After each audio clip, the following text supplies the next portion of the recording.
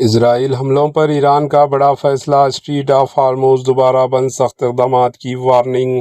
ایران نے ایک بار پھر اسٹریٹ آف ہارموز آبنائے ہرمیز کو بند کرنے کا اعلان کرتے ہوئے دنیا کو حیرت میں ڈال دیا۔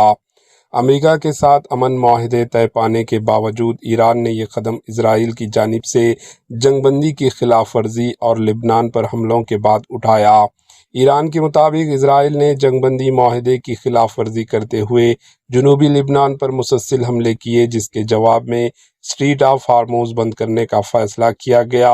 اس سلسلے میں ایران کی مشترکہ عسکری اعلیٰ کمان خاتم النبیہ سینٹرل ہیڈ کوارٹرز نے باضابطہ اعلان کیا۔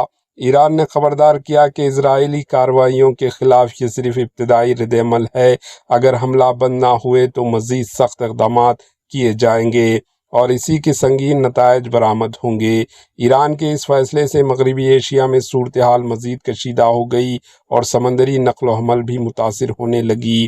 ایرانی اقدام کے بعد خطے میں جہازوں کی آمد و رفت میں رکاوٹ پیدا ہو گئی ہے۔ ادھر ہفتے کے روز اسرائیل کی جنوبی لبنان پر حملوں میں 16 افراد ہلاک ہو گئے، جن میں 2 بچے بھی شامل ہیں۔